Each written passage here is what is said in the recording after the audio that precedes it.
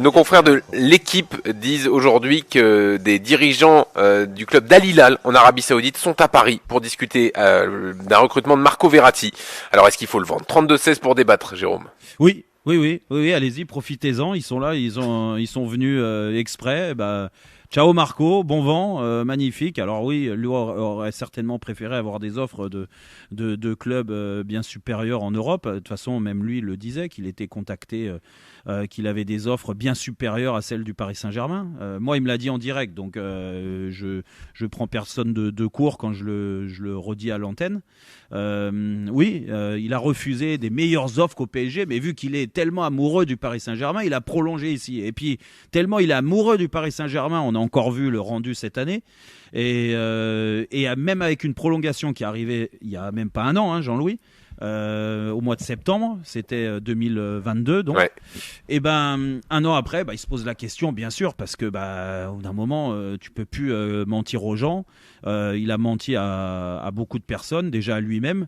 Je pense qu'il y a des choses qui n'ont pas été tout au long de l'année. Il est décevant, le collectif a été décevant, et lui, c'est un des garants du collectif. Et je suis désolé, alors c'est peut-être lui mettre une pression supplémentaire sur les épaules, mais quand tu es là depuis plus de 10 ans au Paris Saint-Germain, que tu as commencé tes années parisiennes avec une progression énorme, et ça, je pense qu'on est tous unanimes pour dire que Marco Verratti a été au d'un moment un grand milieu de terrain du Paris Saint-Germain, mais c'est trop peu par rapport aux dernières années, l'investissement, le sérieux, et puis surtout l'apport dans le groupe. Il n'a jamais pris le relais d'un Thiago Motta qui est parti, d'un Thiago Silva qui est parti, d'un Ibrahimovic qui est parti, et automatiquement on attendait beaucoup plus de Marquinhos, on attendait beaucoup plus de Verratti. Ça fait plus de 10 ans qu'il est là, donc beaucoup trop de déceptions. Et aujourd'hui, l'offre est certainement plus que satisfaisante pour lui au niveau salaire. Et puis le PSG ne peut pas refuser une telle offre d'un tel joueur, parce qu'en Europe, je pense qu'il n'y en aura pas. Donc il faut l'occasion. Il faut profiter de ça. Et puis ça va permettre de reconstruire enfin un milieu de terrain et une âme dans le vestiaire. Jérémy, toi qui as joué avec lui, avec Verratti au PSG, ce serait quand même un gros gâchis, selon toi, ou pas? Moi, j'ai un avis un peu différent de Jérôme sur Marco, parce que j'ai joué avec lui, je me suis entraîné avec lui pendant 3 ans, et je sais de quoi il est capable. Après, c'est sûr que si on regarde maintenant ses prestations sur le terrain, c'est vrai que ces 2 dernières années, on a de quoi être un peu déçu. Mais je pense qu'aussi, il n'a pas non plus été aidé par les milieux de terrain qui ont joué avec lui.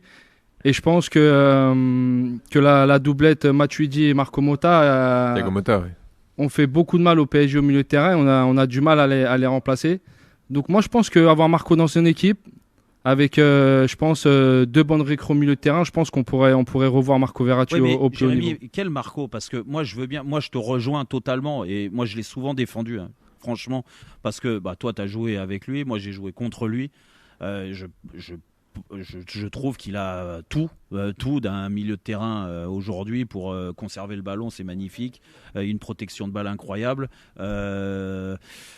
Il lui manque peut-être en effet la splendeur au niveau, du moins la créativité au niveau offensif, parce que pour un milieu de terrain, il marque pas assez de buts, il donne pas assez de passes décisives, ça c'est la réalité. Mais n'empêche que tu peux l'avoir un peu plus bas sur le terrain, et moi j'étais le premier à le défendre là-dessus. Et en effet, tu vas donner beaucoup plus de responsabilités aux joueurs qui jouent à côté de lui, comme ça a déjà été le cas. Mais malheureusement aujourd'hui, par rapport au statut qu'il a, ça fait plus de 10 ans qu'il est au club. Au niveau salaire, c'est la même chose. Il est mis en avant au niveau salaire parce que ils veulent que ça soit un leader d'équipe, de vestiaire. Et là-dessus, il a failli. Il y a trop de...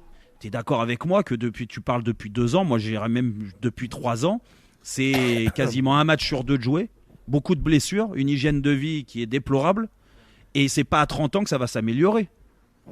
Ouais, non, je suis d'accord, mais après, est-ce que aussi les pas non-résultats, mais je veux dire, est-ce que les performances en Ligue des Champions, etc., n'ont pas joué sur tout ça aussi.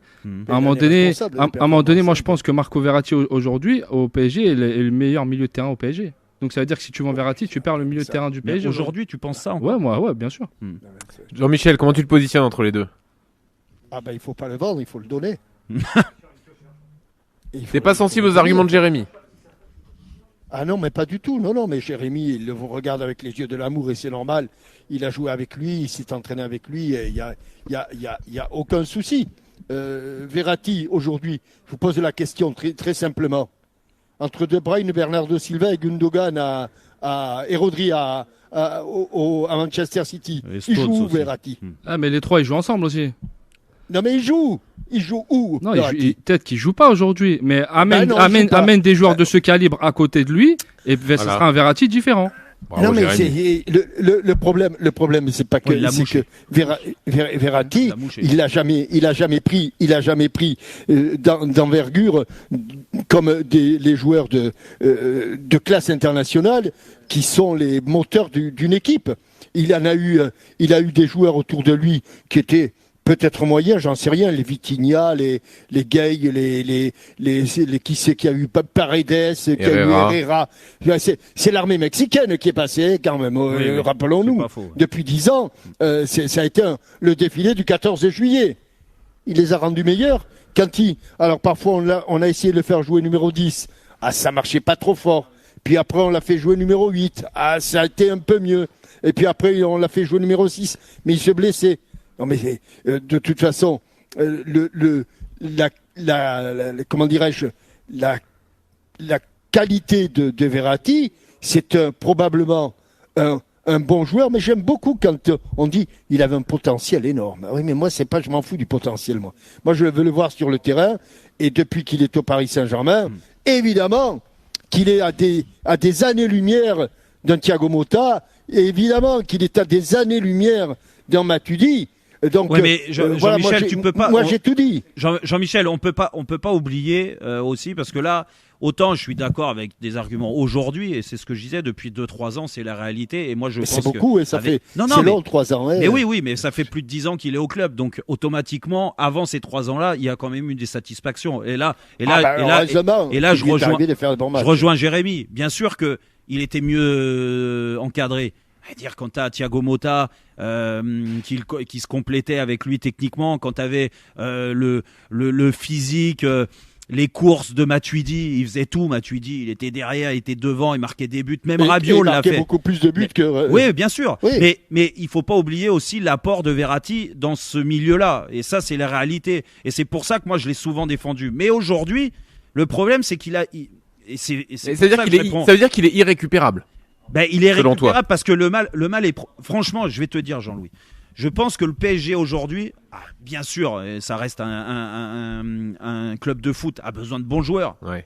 Et, techniquement, je pense que Verratti, il y en a pas beaucoup qui sont plus forts que lui en Europe. On parlait des joueurs et tout ça, mais dans la conservation de la balle, pour ressortir les ballons, je pense qu'il est très fort. Le problème, c'est que pour mettre ça en avant, que ce soit régulier, et c'est ce qu'on attend d'un joueur comme lui, c'est qu'il faut avoir une hygiène de vie encore plus nickel qu'elle l'était à 25 ans. Il a 30 ans, tu vois encore des photos sur les réseaux sociaux, il en a rien à carrer en fait.